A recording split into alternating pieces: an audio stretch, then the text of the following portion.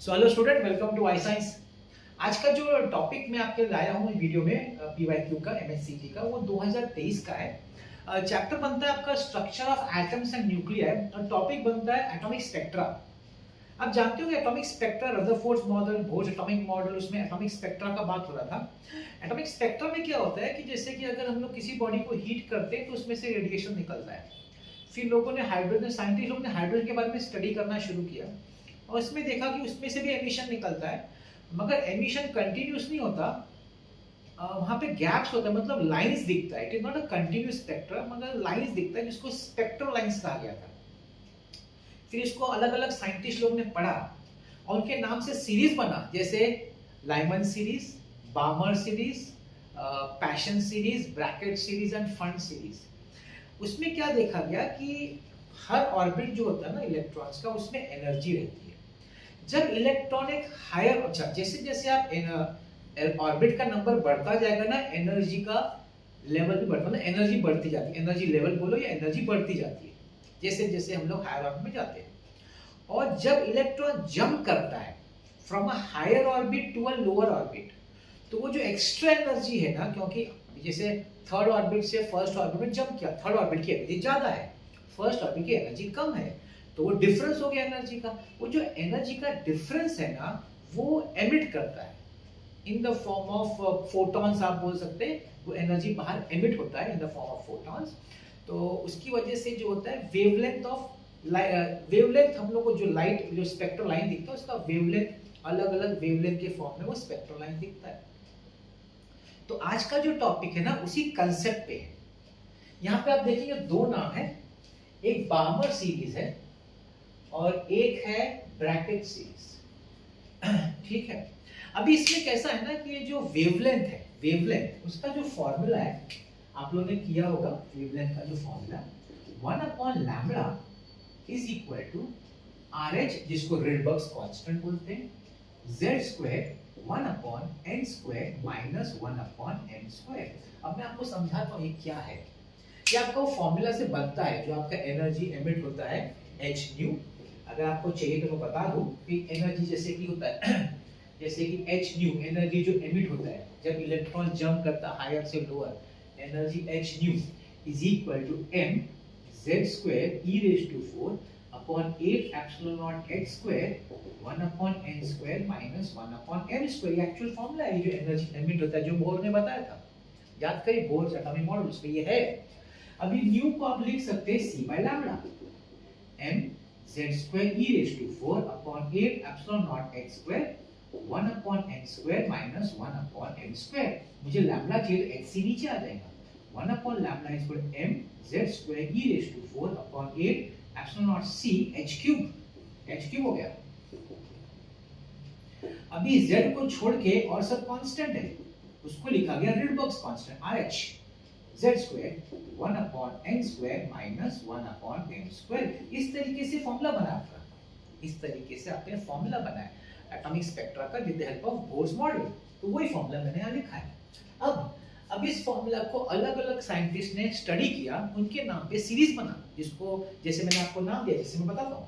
For example, अगर मैं यहाँ पे ड्रॉ करूँ, सपोज ये फर्स्ट ऑर्बिट है, ये आपका सेकेंड ऑर्बिट है, ये थर्ड ऑर्बिट नंबर है, जिसको प्रिंसिपल क्वांटम नंबर भी बोल सकते हैं। ये सब तो हम लोग नहीं बना सकते, वो इनफिनिट निकल जाएगा ये सब, है ना। अब क्या है, ध्यान से समझिएगा। जब इलेक्ट्रॉन सेकेंड से फर्स्ट में जंप करेगा, थर्ड से फर्स्ट में करेगा, फोर्थ से फर्स्ट में करेगा, फिफ्थ से एंड सो ऑन, ये सब एंड तक, इन सब का नाम दिया है लाइमन, क्योंकि लाइमन ने इस पे स्टडी किया। मतलब n का वैल्यू 1 रहेगा, लाइमन में n का वैल्यू 1 रहेगा और m का वैल्यू क्या होगा 2 3 4 5 अप टू इंफिनिटी। दूसरा किसने स्टडी किया, बामर ने क्या स्टडी किया, 3 से 2, 4 से 2, 5 से 2, 6 से 2, 7 से 2 एंड सो ऑन इनफिनिट तक।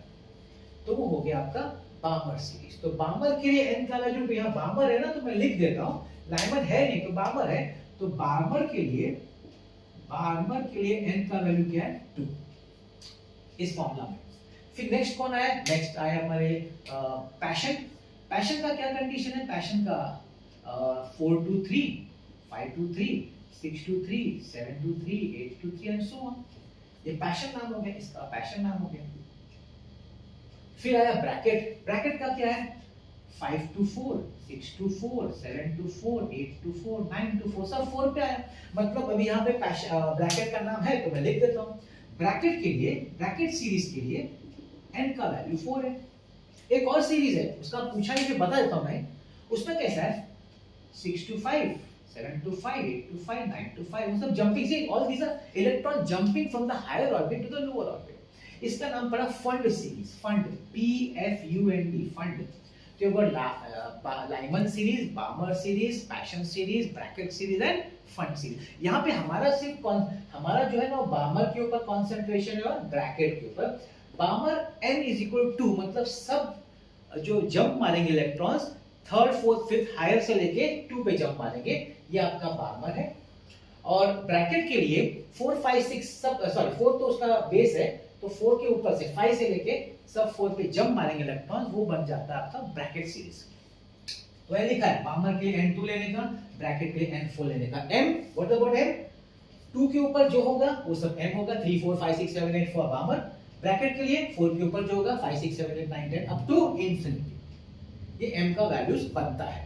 अब हम क्वेश्चन पढ़ते हैं। क्वेश्चन क्या बोला है, द शॉर्टेस्ट वेवलेंथ। अब इस पे ध्यान दीजिए, what is shortest wavelength. Shortest wavelength पता है कब निकलेगा, जब m is equal to infinity होगा। शॉर्टेस्ट वेवलेंथ, ये ध्यान रखिएगा, for shortest wavelength, shortest wavelength के लिए m का वैल्यू इंफिनिटी होना चाहिए। मतलब इंफिनिटी से जो इलेक्ट्रॉन, इनफाइनाइट ऑर्बिट से जब इलेक्ट्रॉन जंप मारेगा तब जाके आपको मिलेगा शॉर्टेस्ट वेवलेंथ। जैसे मैं एग्जांपल देता हूं, जैसे कि फॉर एग्जांपल बामर थर्ड से सेकंड पे जंप मारा, एक वेवलेंथ होगा। फोर्थ से थर्ड पे सेकंड पे जंप मारा, वो एक वेवलेंथ होगा। मगर जैसे जैसे हायर ऑर्बिट से वो जंप मारेगा ना 2 पे, वेवलेंथ कम होता जाएगा। और शॉर्टेस्ट कब हो जाएगा, जब m का वैल्यू इनफाइनाइट से जंप मारेगा, उस समय वेवलेंथ सबसे कम होगा। तो जब वो शॉर्टेस्ट वेवलेंथ लिख दिया है, शॉर्टेस्ट वेवलेंथ मतलब वो बोलना चाहते हैं आपको, इनडायरेक्टली हिंट दे रहे हैं कि m को लेने का इंफिनिटी। ठीक, तो the shortest wavelength the Balmer series of hydrogen atom is equal to the shortest wavelength। Bracket के लिए बोला शॉर्टेस्ट ही लो, मतलब ब्रैकेट के लिए और बामर के लिए, दोनों के लिए m का वैल्यू क्या लो, infinity of a hydrogen like atom of atomic number z। तो देखिए मैं फॉर्मूला अप्लाई कर रहा हूं, 1 अपॉन लैम्बडा, मैं लिखता हूं Balmer, BAL Balmer is equal to RH Z square, वो अपॉन 1 अपॉन इसका n2 है माइनस 1 अपॉन इंफिनिटी। तो क्या हो जाएगा, 1 upon lambda Balmer is equal to RH। अभी इसमें हाइड्रोजन एटम है, हाइड्रोजन का Z का वैल्यू 1 होता है, 1 square upon 1 upon 2 square, so RH upon 4, ये आपका बामर हो गया। अब मैं आता हूं ब्रैकेट पे। ब्रैकेट के लिए क्या होगा, 1 upon lambda bracket BRAC is equal to RH Z square, 1 upon उसका n4 है, 4 स्क्वायर माइनस 1 अपॉन इंफिनिटी।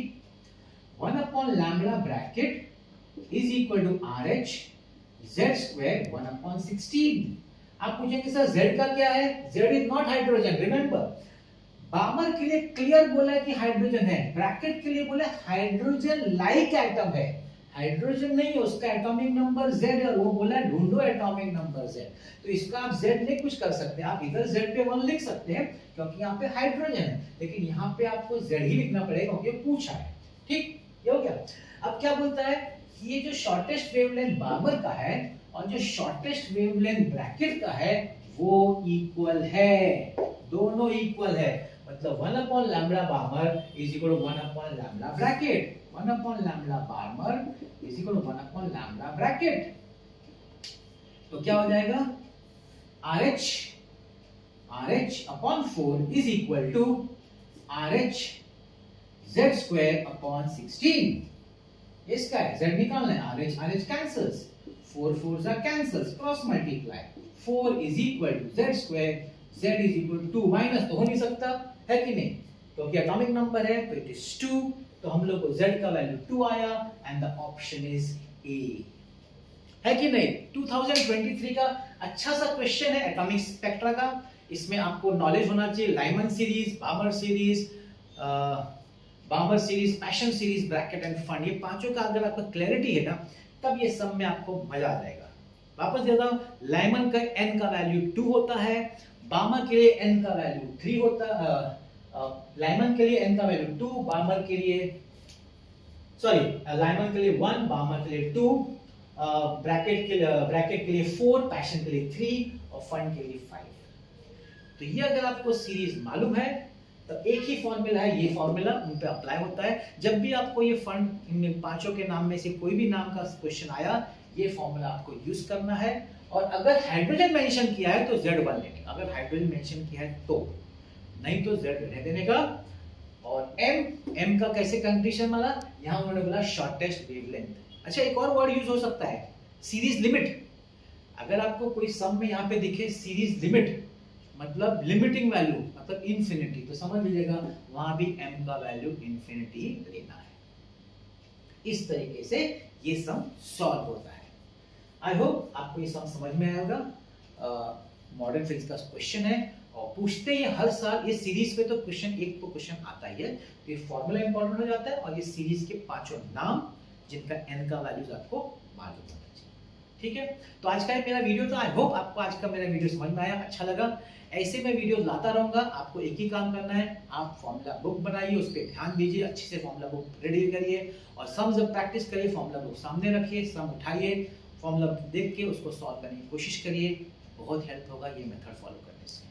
मिलते हैं अगले वीडियो में। आज का मेरा वीडियो देखने के लिए बहुत बहुत धन्यवाद। Thank you very much.